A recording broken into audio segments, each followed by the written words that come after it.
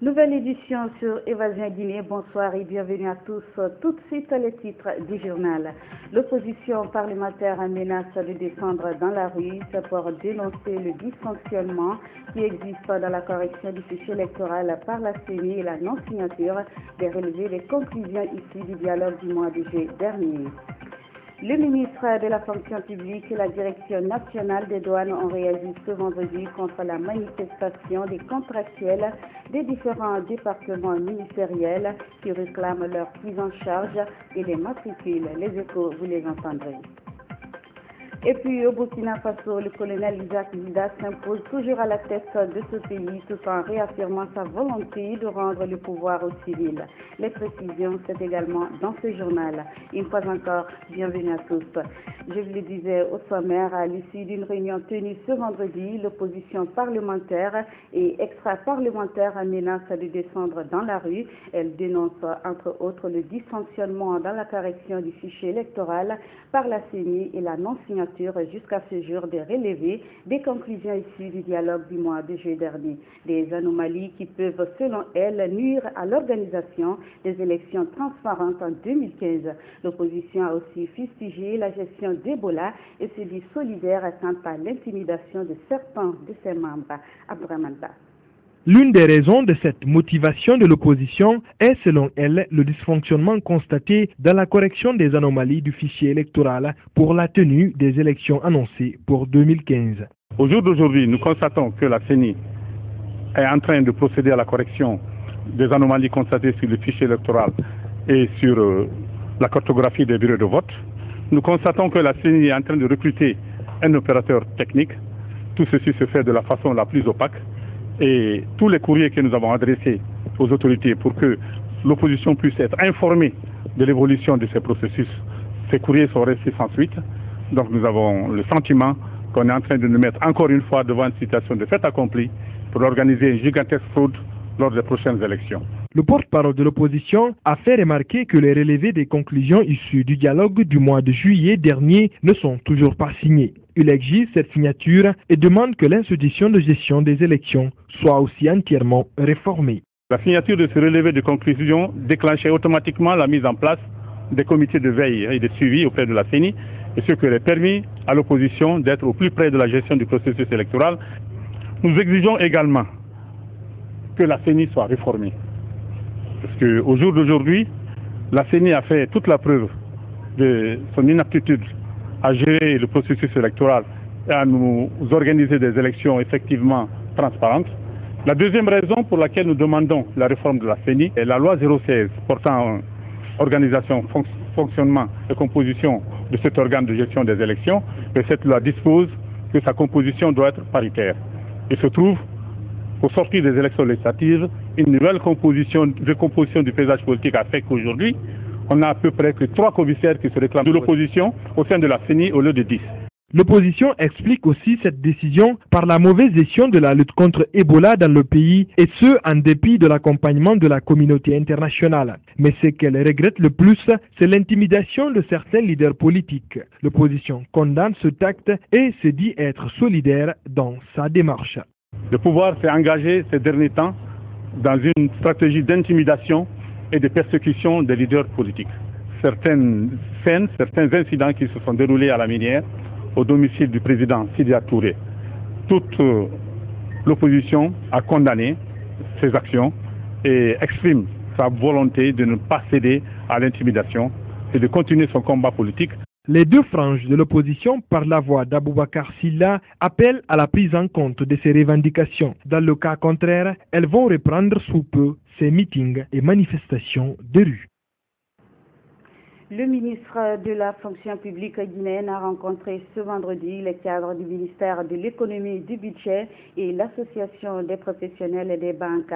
Les banques où sont domiciliés le compte des fonctionnaires, c'était pour faire le point sur la situation de l'opération de consolidation des résultats du recensement biométrique engagé par son département. Aïssa Patiaba nous en dit davantage. Avoir un fichier assaini des fonctionnaires des services publics, c'est l'objectif du ministère de la fonction publique.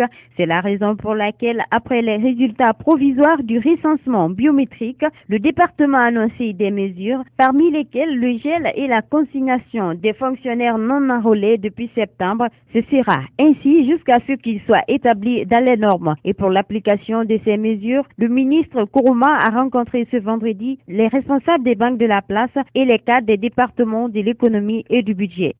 Nous avons eu à communiquer des listes, n'est-ce pas, des statistiques à chaque banque. Il fallait donc depuis le mois de septembre, au mois d'octobre, ça fait 2 mois, que les salaires dorment dans les caisses, dans les comptes des banques ou dans les caisses, n'est-ce pas, de trésor. Il fallait donc venir aujourd'hui travailler avec les professionnels de la banque pour faire l'état des lieux, confronter les chiffres. Et heureusement, sur 14 banques, 7 se sont présentées. On a fait la confrontation des chiffres et les banques, au résultat, on trouve que les banques ont bien voulu accompagner le gouvernement dans cette importante opération. Nous saluons ce partenariat. Dans l'application de ces mesures, les banques évoquent quelques difficultés. Les codes sur les attestations avaient des problèmes et on n'arrivait pas à décoder certaines attestations. Et certaines attestations également, même si on arrivait à les décoder, les informations qui étaient dessus n'étaient pas conformes aux listes qu'on avait reçues par ailleurs. Parce qu'il fallait croiser les informations issues du code et les informations sur les bordereaux qu'on nous a transmis. Outre le gel des salaires, d'autres mesures sont en cours comme le contrôle permanent des travailleurs suivi du virement des salaires. Il vise à établir la présence des travailleurs, y compris les non postés. Nous sommes conscients qu'il y a un nombre important de fonctionnaires non postés. Mais ce n'est pas une raison pour dire qu'ils ne peuvent pas venir au travail. Pour le moment, nous traiterons autrement le cas des fonctionnaires non postés à la fin de l'opération de recensement. Donc le dévirement va suivre, puisque le paiement des salaires se fera sur la base des résultats du contrôle physique qui est maintenant en cours. Et peut-être d'ici le mois de décembre, avec l'appui de la Banque mondiale, nous allons remplacer ce mécanisme de contrôle sur les registres, contrôle physique là, contrôle technique, par un contrôle électronique. Le ministre Kourouma semble plus que jamais déterminé à doter la Guinée d'un fichier assaini dépourvu de tout fonctionnaire fictif. Je vous le disais également en tête de chapitre, réaction du ministre de la fonction publique et la direction nationale des douanes ce vendredi. Réaction contre la manifestation des contractuels des différents départements ministériels. Il s'agit des contractuels qui réclament leur matricule et prise en charge. Nénéom Baldé pour plus de précision. La réaction de la Direction nationale des douanes ne s'est pas fait attendre. Après les manifestations des contractuels ce jeudi à la fonction publique, des contractuels parmi lesquels des douaniers qui réclament leur matricule et leur prise en charge. Nous n'avons pas la prérogative de recruter, d'engager quelqu'un à la fonction publique. Ça, c'est hors de question. Donc, c'est la fonction publique, le ministère de l'Emploi de la fonction publique, qui fait le recrutement. Le ministre prend un acte pour muter l'intéressé, pour affecter l'intéressé à la douane. C'est quand l'intéressé arrive à la douane, il présente l'arrêté d'intégration à la fonction publique, l'arrêté d'affectation à la douane et son bulletin de prise en charge. En ce moment, il intègre le personnel de la douane. Parce qu'on ne peut pas envoyer aussi un sous-effectif dans un service. Ça y va de soi. Aujourd'hui, qu'on le veuille ou pas, c'est qu'on a un nombre élevé. L'effectif est très élevé à la douane. Même son de cloche, le ministre de la fonction publique, Sékou Kourouma, explique les conditions dans lesquelles ces contractuels se sont retrouvés à la fonction publique. Ils n'ont pas fait de concours de recrutement. Tous ceux qui ont fait les concours de recrutement à la fonction publique reçoivent les numéros matricules, ils sont payés. Eux, ils se sont débrouillés autrement, en marge des principes, en marge des règles, pour obtenir d'une manière ou d'une autre des arrêtés qui les engagent. Il y a beaucoup de faux arrêtés. Donc nous avons dit, Ils n'ont qu'à faire la part des choses. Pour l'heure, le ministre Kourouma reste ferme sur sa démarche, celle d'assainir le fichier de la fonction publique guinéenne. Santé, dans cette édition d'information, le virus Ebola est à combattre, tel est le souhait de tous les dirigeants du continent. En Guinée, avec l'implication de tous les acteurs concernés, la coordination nationale de riposte à Ebola a mis en place depuis quelques mois les efforts de lutte pour freiner la propagation du virus qui, à chaque cas confirmé pour la plupart, a fait des victimes. Pour réussir ce pari, la coordination travaille avec l'appui des partenaires engagés dans cette lutte pour bouter Ebola hors de la Guinée. Les précisions avec Aboubakar Sidiki-Mané. Reprendre le contrôle sur le virus Ebola, voilà la nouvelle mission que se fixe la Coordination nationale de riposte à Ebola et ses partenaires engagés dans la bataille.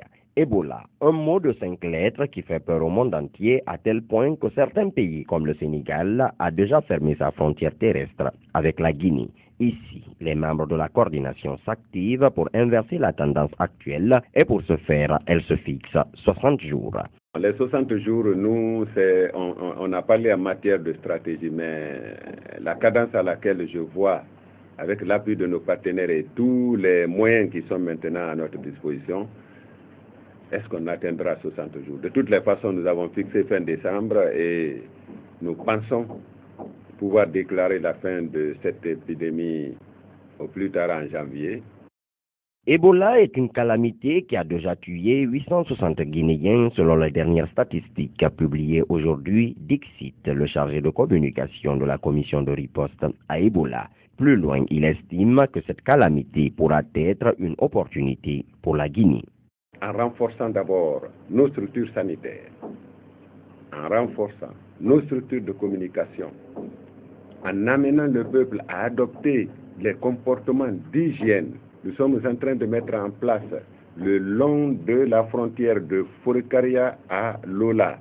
Nous avons à mettre en place 52 centres de prise en charge, 56 centres de prise en charge communautaires. Nous avons à faire 10 centres de traitement, comme Donka, comme Gekedou. Quand Ebola va partir, c'est que la Guinée sera en position de réagir à toute épidémie d'où qu'elle sortira. Malgré toutes ces opportunités, la coordination nationale prépare déjà l'après-Ebola avec sa nouvelle stratégie de lutte appelée comité villageois. Notre stratégie de comité villageois, ça c'est le bombardier contre Ebola et ça je vous explique. Au niveau de chaque commune de Conakry, les 5 communes, nous avons des représentants au niveau communal, mais nous avons des représentants au niveau de chaque famille. La surveillance épidémiologique qui nous signale quel étranger est rentré dans tel village, il vient d'où, s'il vient d'une zone en épidémie, essayez de le mettre au moins en 21 jours de surveillance. Avec cette information et cette stratégie que nous sommes en train de mettre en place, je crois, quand nous aurons fini, et ça c'est la semaine qui vient, de mailler tout le territoire national en rapport avec la coordination nationale de la société civile, je crois que Ebola est en train de jouer sa dernière séquence en Guinée. Ces dispositions seront-elles suffisantes pour vaincre Ebola en Guinée? Ou faudra-t-il se pencher sur de nouvelles stratégies de lutte? En tout cas, pour l'heure, le virus Ebola continue son chemin et des familles impuissantes n'ont que leurs yeux pour pleurer. Santé, toujours en raison de l'augmentation du nombre de sujets décédés du virus Ebola en Guinée, les élus locaux de la commune de Matoto ont bénéficié ce vendredi d'une formation. Cet atelier est axé sur la facilitation du dialogue communautaire pour la lutte contre Ebola, une initiative de l'Organisation mondiale de la santé dont le but visé est d'appuyer les autorités partenaires techniques dans ce combat. Le point avec notre reporter Andrea Colam. Après la préfecture de Koya et la commune de Dixine, c'est au tour de la commune de Matoto de bénéficier ce vendredi d'une journée de formation sur Ebola et d'être dotée d'un comité de veille sanitaire. Repartis en 37 quartiers, les 858 000 habitants de cette commune vont dans les jours à venir être suivis à la loupe par les 620 membres de ce comité. Pendant des heures, ces agents ont été outillés sur les actions de communication, de négociation et sur les méthodes de distribution de kits sanitaires. La formation est très simple, c'est juste vous donner la base. Mais vous avez suffisamment de connaissances vous connaissez très bien vos mandants, vous connaissez très bien les populations de la commune, donc on vous laissera le soin d'appliquer vos connaissances pour obtenir une mobilisation de toute la commune de Matoto, de tous les ressortissants et de tous ceux qui vivent dans la commune de Matoto pour qu'ensemble on arrête l'épidémie. Dirigeant la commune de Matoto, le maire a accueilli à bras ouverts cette initiative qui, selon lui, est d'une importance capitale. Ces comités de veille qui vont impliquer l'ensemble des structures, l'ensemble des composantes de la population de Matoto, pour qu'à tous les endroits, à tous les niveaux, à tout moment ou à tout temps, des dispositions soient prises pour lutter contre la maladie d'Ebola, en passant par l'information et par la sensibilisation. Depuis le début d'Ebola, la Guinée est à sa 3e phase dans la lutte contre ce fléau. Conscients de cette situation dramatique, les chefs de quartier de la commune de Matoto, à travers leurs représentants, s'engagent à accomplir la mission qui leur a été assignée. Les discours de ce matin nous ravit à plus d'un titre et nous allons nous mettre à l'œuvre pour faire ce travail au profit de nos populations respectives pour que la santé de nos populations soit une réalité palpable. Bouter le virus Ebola de la Guinée, tel est le vœu du gouvernement et de ses partenaires techniques. L'OMS, de son côté, tente avec cette stratégie contribuer à la rude bataille contre Ebola. Dans le même cadre, les fidèles musulmans s'impliquent davantage dans la lutte contre la fièvre hémorragique à virus Ebola. Pour y parvenir, ils multiplient des campagnes de sensibilisation. Ce vendredi, l'ambassadeur de la paix a été convié en tant qu'invité d'honneur à une cérémonie de lecture du Saint-Coran à la grande mosquée Faisal. Le chef de file de l'opposition y a aussi pris part, compte rendu Fali Guilaoui.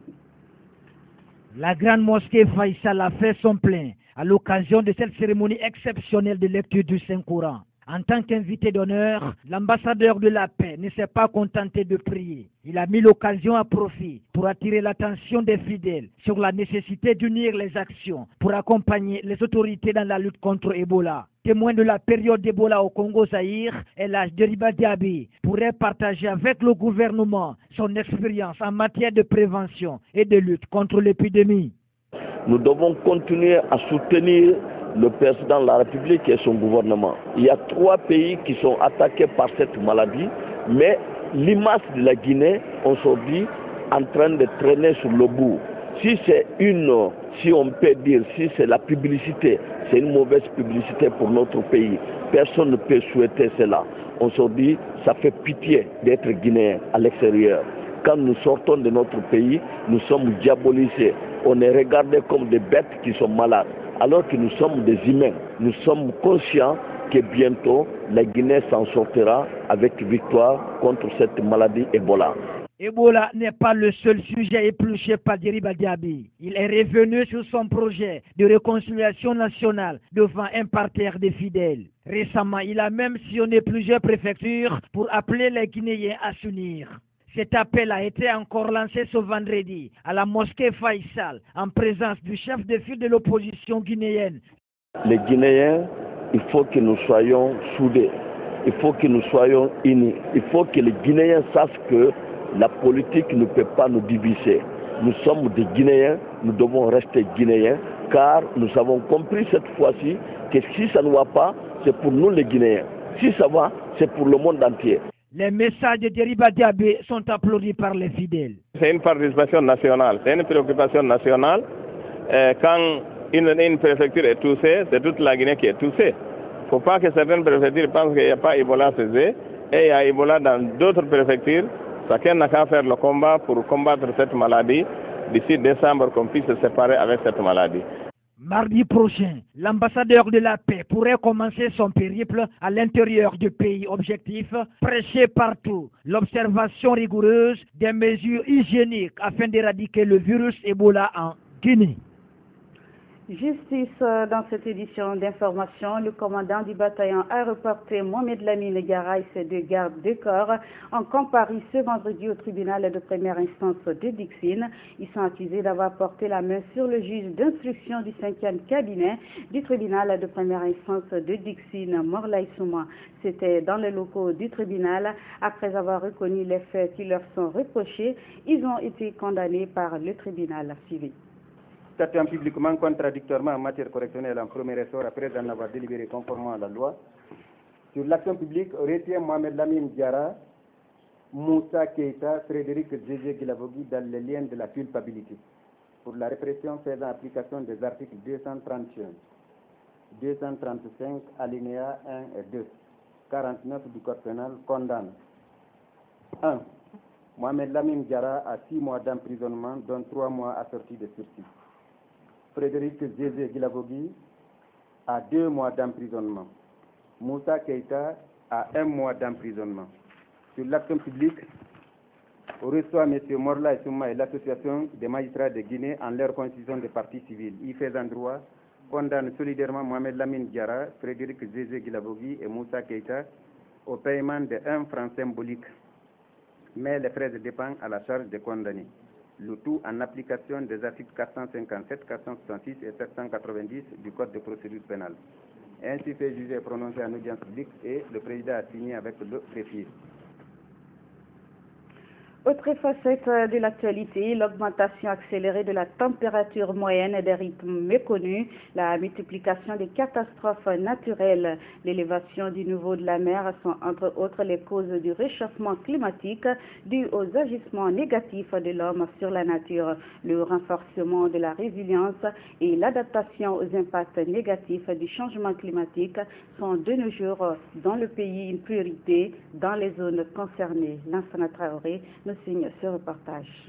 La variabilité climatique dans les zones côtières due à l'agissement de l'homme sur l'environnement est de nos jours très inquiétante. En Guinée, le projet de renforcement de la résilience et de l'adaptation au changement climatique de la zone côtière agit dans les régions de Kaba, Quito, Kakossa et Koba pour atténuer et adapter les comportements des populations afin de renforcer la protection de ces zones. 1600 hectares de plaines rizicoles qui étaient abandonnés, qui sont réhabilités. Il y a eu près de 200 hectares de zones de mangrove qui ont été reboisées. Il y a eu environ 7500 foyers améliorés pour les ménages de ces communes qui ont été distribués. Il y a eu la construction de 5 centres de fumage de poissons pour les mareyeurs et plusieurs groupements, environ 26 pour la production améliorée de miel, la saliculture et le maraîchage. L'intégration des aspects changement climatique, la révision des schémas directeurs et d'urbanisme des villes côtières. Renforcer la résilience, adapter les zones côtières aux aléas du changement climatique constitue de nos jours une priorité pour éviter dans l'avenir des conséquences négatives sur les activités socio-économiques en Guinée. Il est prévu que d'ici l'an 2050, que la mer augmente de 40 à 60 cm. Ça, c'est des prévisions. D'ici 2100, que ça peut atteindre entre 100 et 120 cm, c'est-à-dire 1 mètre d'augmentation du niveau de la mer. Et pour ça, alors, il faut d'abord, la première activité, c'est l'information et la sensibilisation des décideurs et des parties prenantes, toutes les parties prenantes, c'est-à-dire les acteurs à la base. Deuxième, c'est de les former sur des activités de démonstration. L'intervention du RAZC dans les zones côtières en Guinée devrait atténuer substantiellement les conséquences négatives du changement climatique dans ces zones. Sur le continent, et je vous le disais également en tête de chapitre, jour après jour, le lieutenant-colonel Isaac Zida s'impose à la tête du Burkina Faso. Le nouvel homme fort du pays a donné une conférence de presse au cours de laquelle il a réaffirmé qu'il allait rendre le pouvoir aux civils, mais le colonel Zida ne s'estime pas tenu par le délai de 15 jours imposé par l'Union africaine. Suivez. Le choix de la personnalité civile va revenir à un collège que nous allons mettre en place. Vous pourrez peut-être appeler ça collège de sages ou en tout cas un collège de personnes vraiment dont la probité est irréprochable. Nous ne pouvons pas avancer en laissant des fils du Burkina derrière nous. Nous sommes en train d'aller vers une solution consensuelle. Et les CDP, c'est vrai qu'avec des responsables qui se sont illustrés négativement, je déplore cela comme tous les Burkinabés. Mais imaginez-vous qu'au fond des villages du Burkina, il y a des femmes et des hommes qui en tout cas étaient au CDP de bonne foi. Nous ne pouvons pas imaginer un consensus sans eux avec. Dans le monde, plus précisément en Allemagne, débutent aujourd'hui les célébrations du 25e anniversaire de la chute du mur de Berlin. Ce week-end sera donc celui du souvenir de cette date du 9 novembre 1989, prélude à la réunification allemande 11 mois plus tard. Suivez. Les touristes viennent aujourd'hui du monde entier pour les voir. Les derniers vestiges du mur de Berlin, conservés comme les œuvres d'un musée. Il y a 25 ans, ce fut pourtant une histoire bien vivante. 9 novembre 1989, peu après 22 heures, le mur tombe dans une euphorie indescriptible. Et cela on le doit à cet homme, un ancien garde-frontière est-allemand, le premier à avoir ouvert la frontière. Bien sûr, les Allemands de l'Est ont chanté victoire. Je n'avais jamais vu une telle euphorie. Mais pour nous, c'était surtout notre monde qui s'écroulait. Que reste-t-il de cet événement dans l'esprit des Allemands? Avec le temps, le souvenir s'estompe, mais reste très vivace. Ce soir, des milliers de ballons lumineux seront installés à Berlin sur l'ancien tracé du mur. 8000 en tout, sur 15 km de distance, pour se rendre compte de la cicatrice que la ville et le pays ont réussi à effacer en 25 ans. C'est le miracle allemand. La réunification a été douloureuse, parfois très coûteuse aussi, mais aujourd'hui, l'Allemagne est devenue la première puissance économique d'Europe. Dans le monde toujours, les États-Unis ont mené de nouveaux raids contre les islamistes en Syrie. Hier, c'était un groupe armé lié à Al-Qaïda qui a été visé. Le groupe Khorasan 5 frappe au total principalement dans la région d'Idlib, nord-ouest de la Syrie. Plusieurs djihadistes auraient été tués, parmi eux, semble-t-il, un Français. Reportage. C'est dans cette voiture en feu, visée par un drone américain, que le djihadiste français aurait été abattu mercredi au nord-ouest de la Syrie. David Drujon, 25 ans, expert en explosifs, était l'un des djihadistes les plus recherchés par le Pentagone. Son père, installé près de Vannes en Bretagne, a appris sa mort hier à la télévision. Les mots me manquent, mais comme il m'avait dit, il aurait aimé mourir en martyr, mais si c'est ça, à 25 ans, mourir en martyr, il est parti le 17 avril 2010 d'ici. Pour moi, il partait en école coranique en Égypte et il revenait soit à l'été ou soit à Noël, c'est tout. Moi, je lui ai dit au revoir, je lui ai pas dit adieu. David, devenu Daoud, serait parti 3 ans au Pakistan pour se former au maniement des explosifs dans les camps d'Al-Qaïda avant de rejoindre la Syrie cette année. Le jeune Breton s'était converti à l'islam dès l'adolescence. 13 ans, vous imaginez, on était en divorce avec sa maman et mon ex-femme, mais j'avais des bonnes relations avec David et son frère aussi, il n'y avait pas de problème. Et je l'ai vu se convertir, mais il était modéré, il aimait le foot, c'était un passionné comme moi de l'Olympique de Marseille. Il a fait des voyages avec moi à Marseille, on a vu le stade et tout, il était heureux. Il aimait la forêt, il aimait faire à manger, il aimait la famille, il aimait les enfants. Depuis le départ de David en 2010, son père n'a reçu qu'une seule lettre. Le jeune Breton écrit qu'ils se retrouveront dans l'au-delà et qu'il mourra en martyr. Dernier virage de cette édition d'information et partons à présent en Chine où un nouveau réseau de trafic de bébés a été démantelé. Il s'agit sur place d'un véritable fléau dans un pays où la législation sur la natalité a accentué la tradition culturelle favorisant les garçons. Du coup, la demande illégale pour les enfants mâles est encore monnaie courante. Ils sont alors soit achetés, soit enlevés. Suivez. Camouflés dans des couvertures, ces nourrissons, âgés de quelques jours, ont été récupérés dans un bus. Les trafiquants d'enfants s'apprêtaient à quitter Keiyuan quand ils ont été interpellés. Le réseau a été démantelé après plus d'1 an d'enquête. La police a retrouvé 11 bébés et arrêté 32 personnes.